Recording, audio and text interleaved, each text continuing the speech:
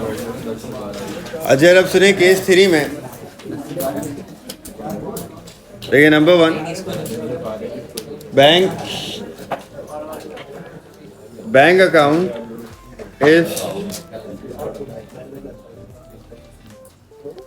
तो पहली बात तो यही है कि bank account is not given in question.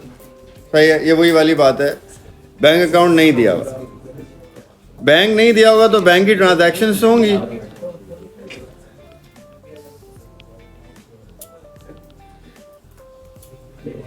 तो bank account is not given in question, लेकिन bank transactions are given in question.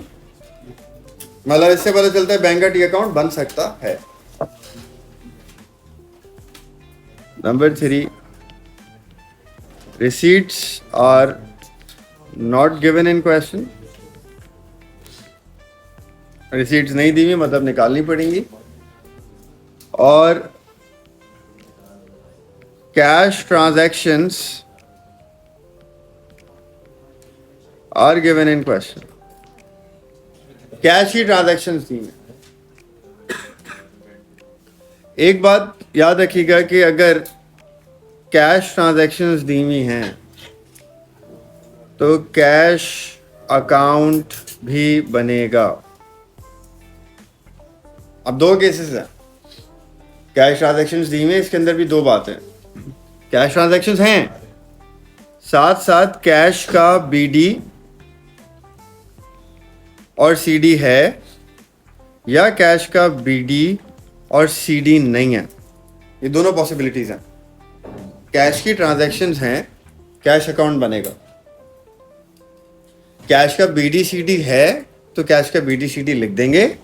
अगर कैश का बीडी सीडी नहीं है तो बीडी सीडी के बगैर टी अकाउंट बनाएंगे। कैश ट्रांजैक्शन है तो कैश का अकाउंट बनेगा, ये बात आपको याद रखें। अगर सवाल में कैश ट्रांजैक्शंस हैं, कैश अकाउंट बनेगा, चाहे बीडी सीडी हो या ना हो। अब यहां क्या करेंगे, बैंक अकाउंट नहीं दिया हुआ, बैंक की ट्रांजैक्शंस हैं, रिसीट नहीं है, कैश की ट्रांजैक्शन है, कैश अकाउंट बनेगा।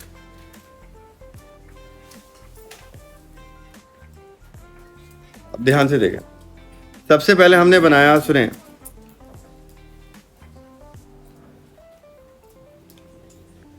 हमने बनाया एसएलसी है, इसको ध्यान से समझ लिया। एसएलसी में क्या आया, ब्रॉट डाउन जो दिया हुआ था क्वेश्चन में, CD, cell return, bad debt, discount allowed, जो भी एसएलसी की चीजें थी वो लिख दी।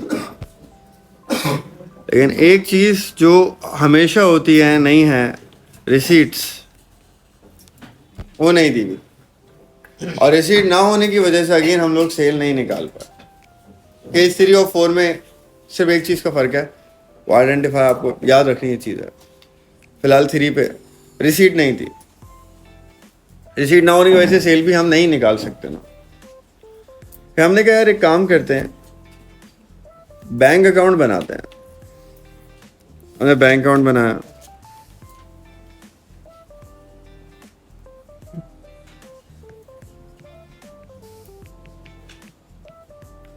बैंक का ब्रॉट डाउन दिया हुआ था वो लिखा जिस तरफ था वहीं पर, बैंक का सीडी लिखा, जिस तरफ दिया हुआ था उसकी ऑपोजिट साइड पे सीडी लिखा। तो बैंक का बीडी सीडी आ गया। बैंक अकाउंट में हमें क्या लिखना है, बैंक ट्रांजैक्शंस।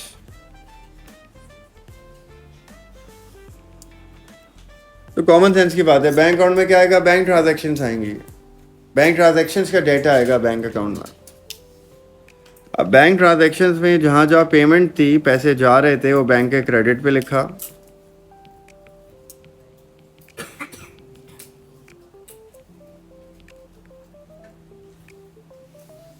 लोन वगैरह अगर लिया है तो वो डेबिट पे लिखा। बैंक ट्रांजैक्शन सारी बैंक अकाउंट में पोस्ट कर दी, बैंक अकाउंट बन गया।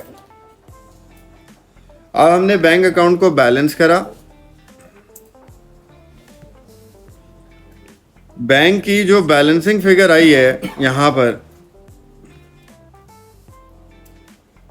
क्योंकि कैश ट्रांजैक्शंस हैं सवाल में, क्योंकि इस सवाल में कैश की ट्रांजैक्शंस हैं, इसलिए।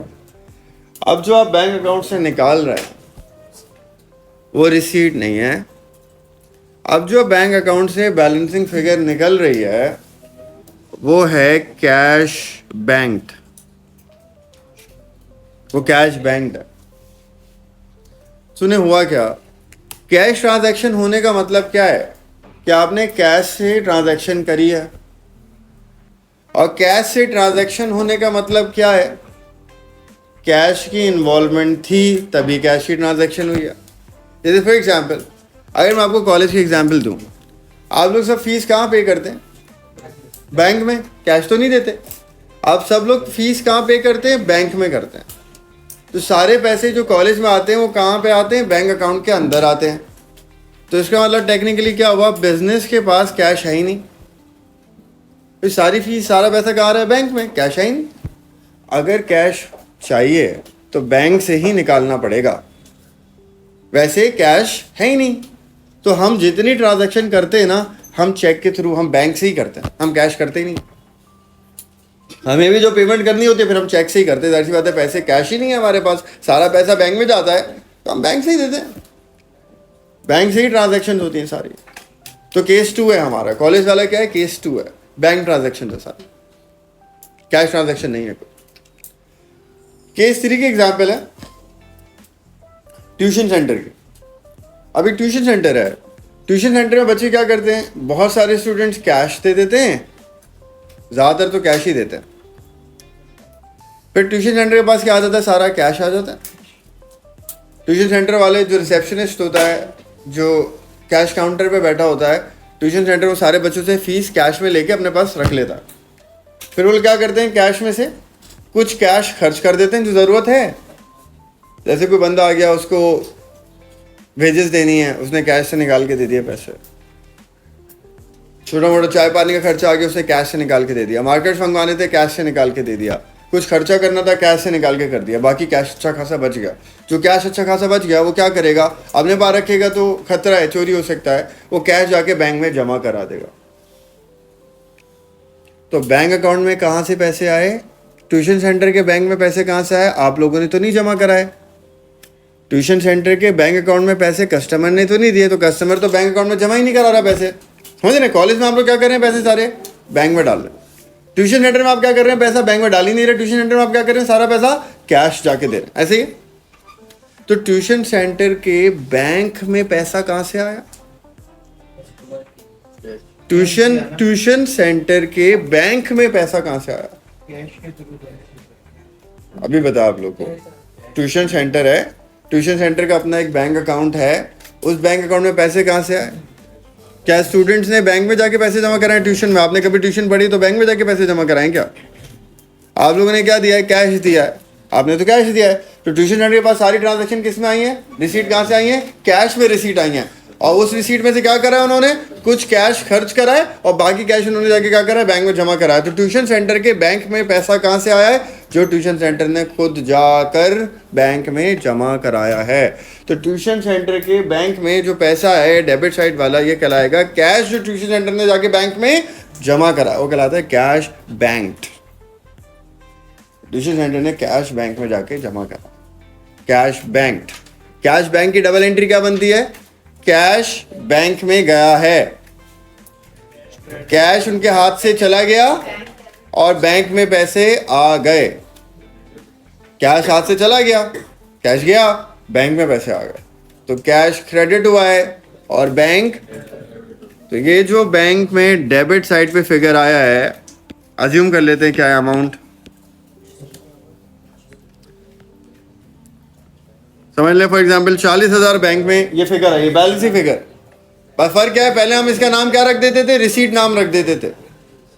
केस 3 में हम इसका नाम रिसीट नहीं रख रहे। हम इसका नाम रिसीट क्यों नहीं रख रहे?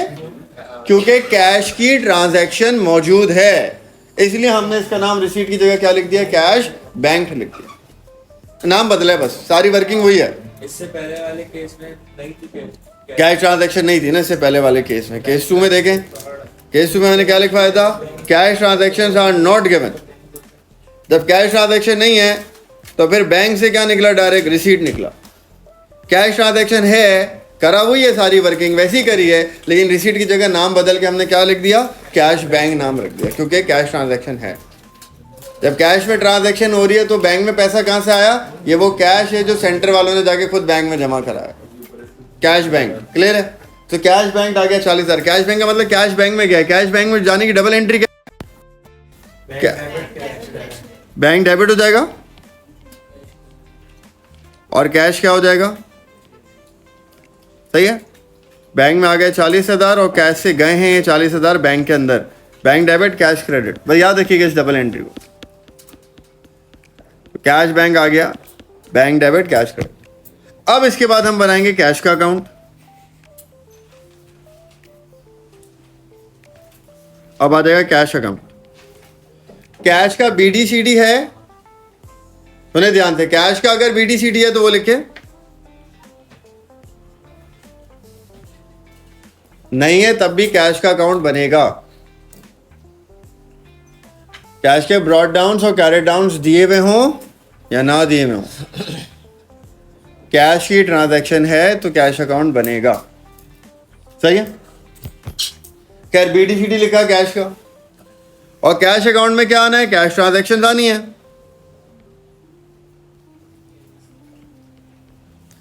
बैंक में बैंक ट्रांजैक्शन, कैश में कैश ट्रांजैक्शन। कैश ट्रांजैक्शन में क्या आ जाएगा, वही है, कैश से भी जो पेमेंट करी है पैसा जाएगा, क्रेडिट है पैसा आएगा डेबिट है। कैश की लॉजिक भी सेम है, जो कैश से पेमेंट करी है, कैश से जो खर्चे पे करें वो क्रेडिट पे आ जाएंगे, और जो कैश बैंक लिखा है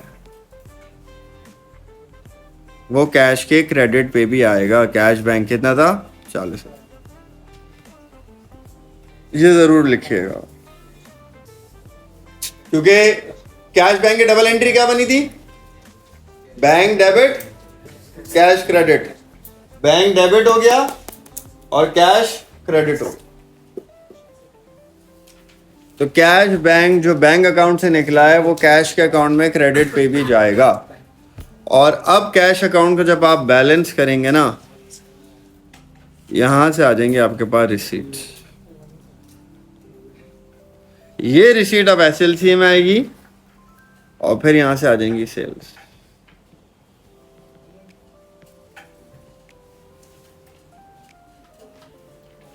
केस 2 और केस 3 में क्या डिफरेंस है, कैश ट्रांजैक्शन सवाल में है, और अगर सवाल में कैश ट्रांजैक्शन है कैश अकाउंट बनेगा, और कैश अकाउंट बनेगा तो बैंक से जो बैलेंसिंग फिगर है वो क्या होगी, रिसीट नहीं होगी, उसका नाम बदल के क्या हो जाएगा, कैश बैंक हो जाएगा। वो कैश अकाउंट में लिखी जाएगी कैश बैंक, कैश की ट्रांजैक्शन लिखी जाएगी कैश अकाउंट में, और कैश अकाउंट से जो निकलेगा वो हो जाएंगी रिसीट्स, और रिसीट हम एसएलसी में लिखेंगे और क्या निकल जाएगी, सेल्स।